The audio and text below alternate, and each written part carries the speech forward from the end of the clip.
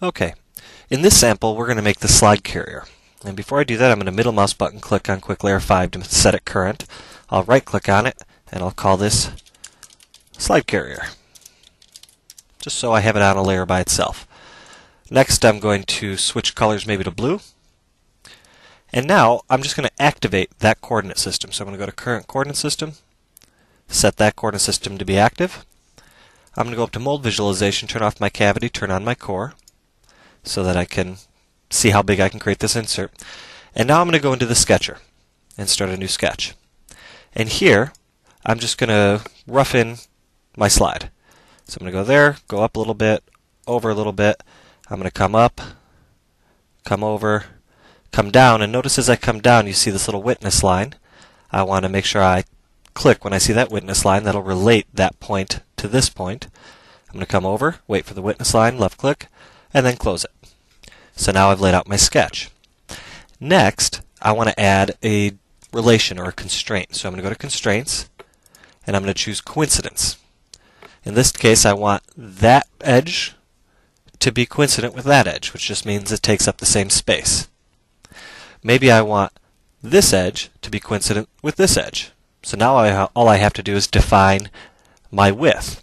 So I'm going to go to Dimension. I'm going to select this segment here, pull up the dimension, left click, select the dimension again to apply a symmetry constraint about my y-axis. And now maybe I'll set this to 1.5 inches. Maybe now I want to zoom up and set this one to be 1/8 inch, this here to be 3/8. Why not? I'm going to go grab my hand cart because this got kind of squished, pull it over, and I'm just going to add the 1/8 inch dimension on this side as well. And now my sketch is fully defined, so I'm going to exit my sketch.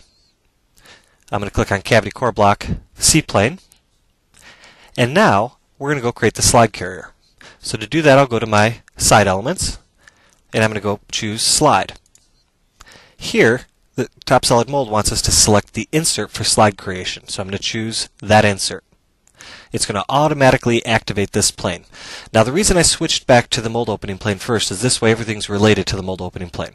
It's just a better way to work with the history of TopSolid today. Now the software wants to know if I want to start sketching something, which I can do. Hit undo a couple times here. Or I can select a predetermined contour or drop in a standard slide. In this case I'm going to select a predetermined contour and go ahead and select that. Automatically the software goes into an extrusion mode. And here I'm going to go up here and I'm going to type S for slide equals 2.5. The only reason I'm calling it S is so that I can relate it to the length of my gib later. I'm going to hit enter, and now we see my slide is 2.5 inches long. Next, the software is asking me to define my stroke, and I'm going to type 0.25 and hit enter. And before I go on, I'm going to go into mold visualization, turn my plastic part back on, click on the letter Z of my compass so I look straight down. Now I'm going to say OK and do a stroke test. And here you can see the software pulls the slide carrier and the insert out 1/4 inch. And while there's a gap there, maybe we want to change it. So I'm going to go Modify Stroke. I'm also going to say D equals 0.375. And again, the D is just a name of the parameter for me to use later. And I'm going to say OK. I'll do a stroke test again, and that looks good. So now I'm going to say OK to lock that value in.